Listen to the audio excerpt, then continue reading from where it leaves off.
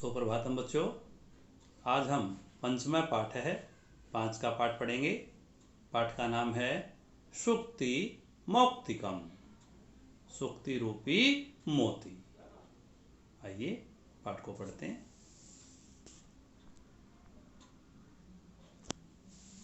ध्यान से देखिए। वृत्तं यत्नेन संरक्षेत् वित्तमेति च याति च अक्षीणो विततः क्षीणो वृतस्तस्तु हतो हतः। मनुस्मृति से लिया गया है। पहले इसका अन्वय लगाते हैं।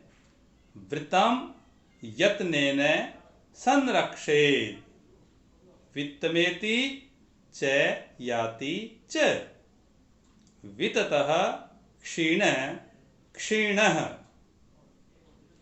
वृततः हतः तु हतः। ये इसका अन्वय है। सरलार्थ करते हैं। वृत्तम यत्नेन संरक्षेत्। वृत्तम, वृत्तम माने चरित्र, आचरण की, हमारा जो चरित्र है उसकी यत्नेन माने प्रयत्न पूर्वक, संरक्षेत रक्षा करनी चाहिए। हमें अपने चरित्र की प्रयत्न पूर्वक रक्षा करनी चाहिए। वित्तमेति च याति च। वित्तमेति माने धनम, एति माने आता है। वित्त माने धन, एति माने आता है। च माने और, याति च और चला जाता है। धन तो ऐसी चीज है जो आ जाती है और चली जाती है। आगे देखिए। वित्ततः क्षीणो अक्षीणः। वित्ततः माने धन से, क्षीणो माने क्षीण, अक्षीण है, मनुष्य नष्ट नहीं होता। जिसके पास धन नहीं है वह मनुष्य नष्ट नहीं होता। लेकिन वृततः हतः तो हतः, लेकिन चरित्र से, वृत माने चरित्र से, हत माने मरा हुआ, या जिसका चरित्र गिरा हुआ है वह तो क्या होता है? हतः, मरा हुआ ही होता है। जिसका चरित्र गिर गया वो व्यक्ति मरे हुए के समान है। भावार्थ, भाव क्या है इसमें? भाव ये है कि संसार में चरित्र ही सबसे बड़ी पूंजी है और उसकी हमें प्रयत्न पूर्वक रक्षा करनी चाहिए। धन तो आने जाने वाली चीज है। श्लोक नंबर 2। श्रूयताम धर्म सर्वस्वम श्रुत्वा चैवावधार्यताम आत्मनः प्रतिकूलानि परेषां न समाचरे। चलिए इसका अन्वय लगाते हैं। धर्म सर्वस्वम श्रूयताम श्रुत्वा एव च अवधार्यताम। आगे आत्मनः प्रतिकूलानि परेषां न समाचरे। आइए सरलार्थ करते हैं। धर्म सर्वस्वम श्रूयताम, धर्म का सार सुनो। श्रुता माने सुनो, श्रुत्वा एव च सुनकर, अवधार्यताम धारण करो। आत्मनः प्रतिकूलानि, जो व्यवहार हमारे प्रतिकूल है, जो आचरण हमारे विरुद्ध है, परेशान न समाचरे, उसे दूसरों के प्रति भी नहीं करना चाहिए। भाव क्या है? भाव यह है कि हम दूसरों के साथ वैसा ही व्यवहार करें जैसा हम दूसरों से अपने लिए चाहते हैं। यही धर्म का सार है और यही जीवन में धारण करने योग्य है। अगला देखिए। प्रिय वाक्य प्रदानेन सर्वे तुष्यन्ति जन्तवः तस्मात् तदेव वक्तव्यम् वचने का दरिद्रता। प्रिय वाक्य प्रदानेन सर्वे जन्तवः तुष्यन्ति। तस्मात् तदेव वक्तव्यम वचने का दरिद्रता। इस प्रकार इसका अन्वय अब इसके हिसाब से सरलार्थ करते हैं। प्रिय वाक्य प्रदानेन, मीठे वचन बोलने से सर्वे जंतवः तुष्यन्ति, सभी प्राणी खुश होते हैं। तस्मात् तो तदेव वक्तव्यम, वैसे ही बोलने चाहिए, अर्थात मीठे वचन ही बोलने चाहिए। वचने का दरिद्रता, बोलने में भी क्या गरीबी। हमें हमेशा मीठे वचन ही बोलने चाहिए। भावार्थ, भाव क्या है इसका? भाव यह है कि मीठी वाणी बोलने से ही सभी प्रसन्न होते हैं, तो हमें हमेशा मीठी वाणी ही बोलनी चाहिए। क्योंकि कोयल को आप जानते हैं, उसकी मीठी वाणी होती है तो सभी उसे पसंद करते हैं। और कौवा, उसकी कर्कश आवाज होती है तो कोई भी उसे पसंद नहीं करता। आगे चलिए।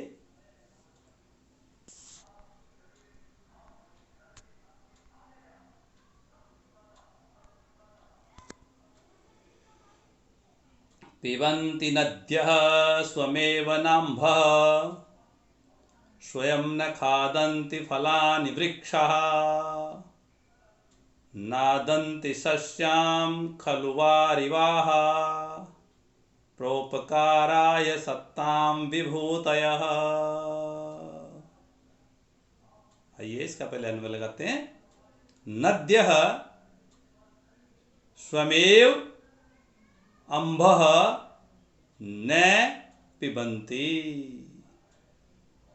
वृक्षः स्वयं फलानि न खादन्ति, वारिवाः खलु सस्यां न अदन्ति, सत्तां विभूतय परोपकाराय। आइए इसका सरलार्थ करते हैं। नद्यः माने नदियां, स्वमेव, स्वयं माने स्वयं ही, अम्भ माने जल को, न पिबंती माने नहीं पीती। नदियां कभी भी अपना जल स्वयं नहीं पीती हैं। इसी प्रकार वृक्षः, वृक्ष स्वयं ही फलानि न खादन्ति, अपने जो फल हैं वो स्वयं ही नहीं खाते हैं। वारिवाः बादल, खलु निश्चय रूप से, सस्यम न अदंती अन्न को नहीं खाते, बादल भी अन्न नहीं खाते हैं। सत्ताम विभूतय परोपकाराय, सत्ता माने सज्जनों की, विभूतय माने संपत्ति, सज्जन लोगों की संपत्तियां तो परोपकाराय, परोपकार के लिए ही होती है। भाव क्या है? भाव यह है कि सज्जन व्यक्ति हमेशा परोपकार करते रहते हैं। वो स्वयं कुछ ना लेकर हमेशा परोपकार के लिए दूसरों को ही देते रहते हैं। जैसे नदियां जल देती हैं, वृक्ष फल देते हैं और बादल वर्षा करके अन्न पैदा करते हैं, तो उसी प्रकार परोपकारी जो व्यक्ति होते हैं वो भी अपनी सारी संपत्ति दूसरों के परोपकार में लगा देते हैं। गुणेष्वेव हि कर्तव्य प्रयत्नः पुरुषैः सदा, गुणयुक्तो दरिद्रोऽपि नेश्वरैर्गुणैः समः। आइए इसका अन्वय लगाते हैं।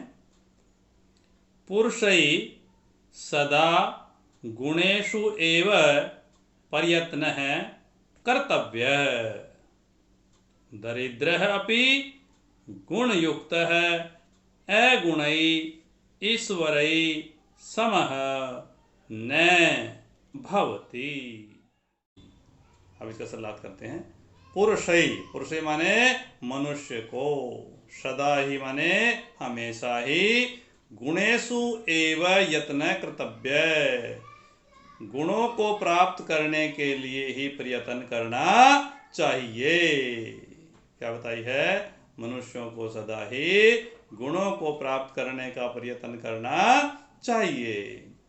दरिद्र अपि गुण युक्त, दरिद्र होने पर भी यदि वो गुणों से युक्त है अर्थात गुणवान है, अगुणई ईश्वरई सम न, अगुणई बिना गुणों वाले, गुणहीनों, जो गुणहीन है और है कैसे वो, ईश्वरई, वो धन संपत्ति से संपन्न है तो भी सम न, वह उनके बराबर नहीं होता।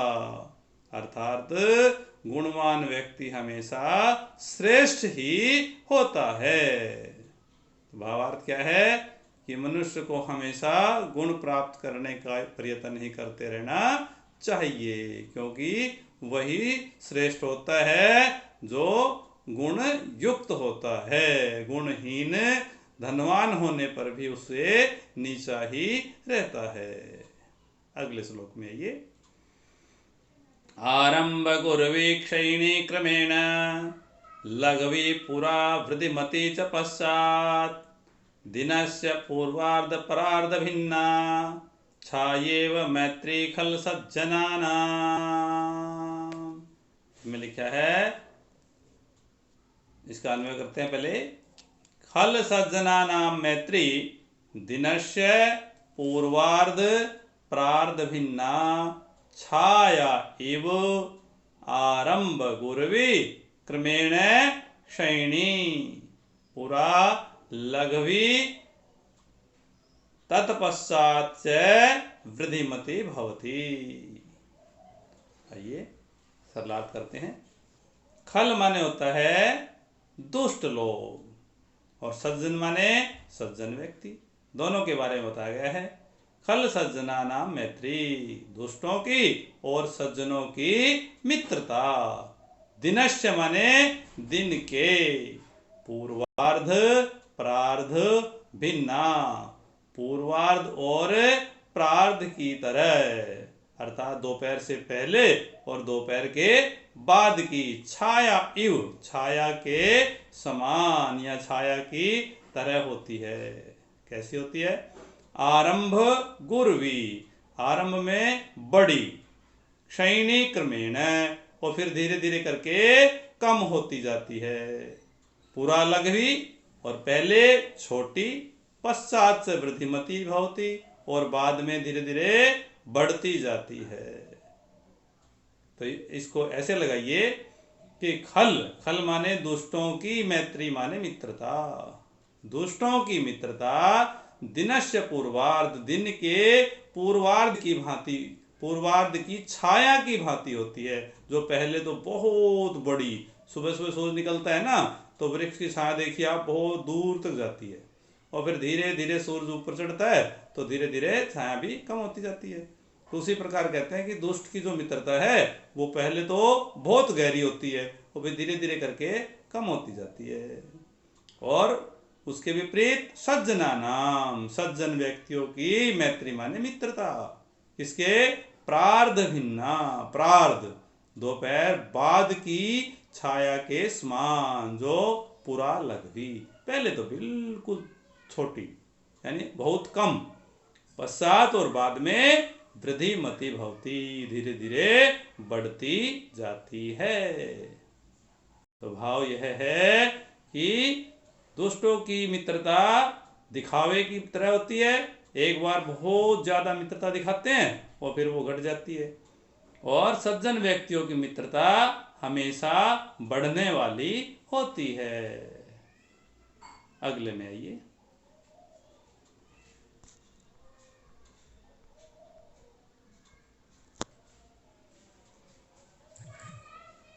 यत्रापि कुत्रापि गता भवेयु हंसा मही मंडल मंडनाय हानिस्तु तेषां हि सरोवराणां येषाम मरालय सह विप्रयोगः।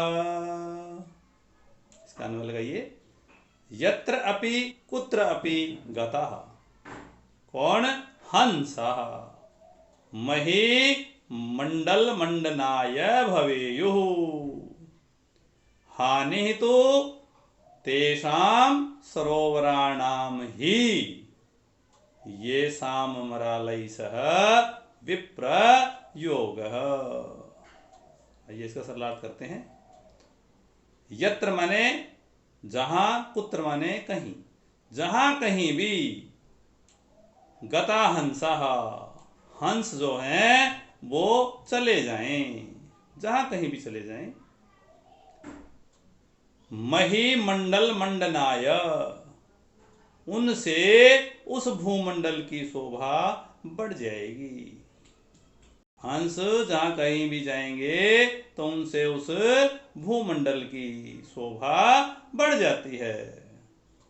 लेकिन हानि तो तेसाम सरोवराणाम हानि तो उन सरोवरों की होती है। किनकी होती है? ये शाम मरालय से विप्रयोग जिनका हंसों के साथ वियोग, मरालय माने हंसों के साथ, विप्रयोग माने वियोग होता है। भाव क्या है? भाव यह है कि जिस प्रकार हंस जिस सरोवर में जाते हैं उसकी शोभा बढ़ती है, उसी प्रकार गुणवान व्यक्ति भी जहां पर जाते हैं लोग वहीं उनकी प्रशंसा करने लग जाते हैं। और हानि किसकी होती है? उन सरोवरों की होती है जहां से वो दूसरे सरोवर पे जाते हैं हंस। उसी प्रकार सज्जन व्यक्ति भी जिस जगह को छोड़कर दूसरी जगह जाते हैं तो जहां छोड़ते हैं उन्हीं की हानि होती है। आगे चलिए। गुणा गुणज्ञेषु गुणा भवन्ति ते निर्गुणं प्राप्य भवन्ति दोषः आस्वाद्यतोया प्रवहन्ति नद्या समुद्रमासाद्य भवन्त्यपेया। गुणा गुणज्ञेषु गुणा भवन्ति निर्गुणं प्राप्य ते दोषा भवन्ति नद्यः आस्वाद्यतो यः प्रवहन्ति समुद्रम आसाद्य अपेया भवन्ति। इस प्रकार इसका अन्वय है। उसके बाद आइए इसका सरलार्थ करते हैं। गुणा गुणज्ञेषु गुणा भवन्ति गुण गुणवान व्यक्तियों में ही गुण होते हैं। ते माने वे निर्गुणम प्राप्य गुणों से रहित व्यक्ति को प्राप्त करके, निर्गुण को प्राप्त करके दोषा भवन्ति दोष हो जाते हैं, दोष बन जाते हैं। क्यों? क्योंकि नद्यः माने नदियां आस्वाद्यतोयाः प्रवहन्ति स्वादिष्ट जल बहाती हैं, मीठा जल बहाती हैं, लेकिन समुद्रम आसाद्य अपेया भवन्ति समुद्र में जाकर समुद्र को प्राप्त करके वो जल भी अपेया बिना पीने योग्य हो जाता है, अतः समुद्र में मिलने के बाद खारा हो जाता है। इसी प्रकार गुण यदि निर्गुण में चले जाएंगे तो वो भी दोष बन जाएंगे, गुण नहीं रहेंगे। भावार्थ भाव यह है कि गुण की पहचान गुणवान व्यक्ति के अंदर ही होती है, उन्हीं में वो गुण नजर आते हैं, लेकिन दुष्ट व्यक्तियों में, निर्गुण व्यक्तियों में वो गुण दृश्य नहीं होते, दिखाई नहीं देते। जिस प्रकार समुद्र में पहुंचने के बाद मीठा जल भी खारा हो जाता है। इस प्रकार पाठ को ध्यान से पढ़ते हुए इसकी हिंदी लिखनी है, याद करनी है। धन्यवाद।